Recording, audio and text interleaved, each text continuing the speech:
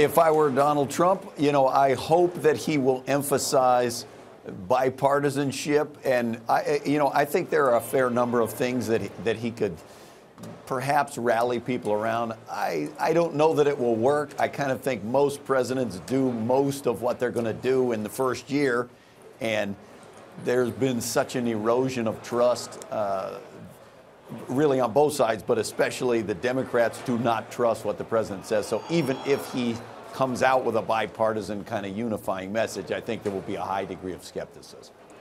Glenn, he's got all of these businesses giving wage hikes and bonuses. He's got the market, of course, which raises that other question. How effective is the stock market as a barometer of your success when we know the percentage of households in this country who actually own stock directly or indirectly? Well, I think it is very important. I expect the president to look back and look forward. He'll look back on the economy and what he's accomplished, but actually look forward with what he expects the effects of tax reform to be. You have to be, of course, careful about overly embracing the stock market. Many factors determine the stock market. And I agree with Austan. I fully expect more bipartisan discussion from the president. On what areas? Is infrastructure the obvious play, Glenn? I think infrastructure. I think even a bit on immigration as well. My guess is we will hear more of the president that we heard in Davos and less of the president of Twitter. Austan, you go along with that. Was Davos sort of a setup in terms of the move, the packaging we're likely to get?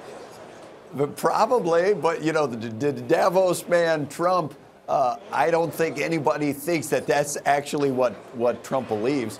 And, just on immigration, take immigration. We went through a period in December where the president came and made a promise to the congressional Democrats about the DREAM Act, and then within weeks just reversed himself and said, oh, no, I'm not going to do it.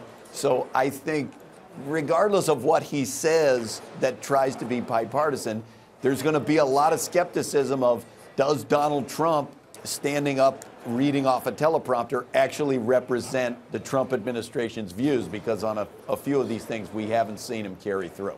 So, Austan, you think there's nothing he can say that might be convincing to the other side, that might get that side of the aisle to actually stand up for once? I don't know if it'll be convincing. For sure, he could say things that would be better received than some of the things he has tweeted out, as Glenn put it, which for his first year, he clearly took a mostly confrontational stance. I think that if he did that, that would not be well received. It would be well received, but I think they will view it with skepticism, as they should, I think, because he's said a number of things that he hasn't carried through on. On infrastructure, I hope he says something that's bipartisan, but as you know, most of what they're talking about now on infrastructure would force the cities and states to pay more, and the federal government would reduce the amount it's spending on infrastructure. Hey there, thanks for checking out CNBC on YouTube. Be sure to subscribe to stay up to date on all of the day's biggest stories. You can also click on any of the videos around me to watch the latest from CNBC. Thanks for watching.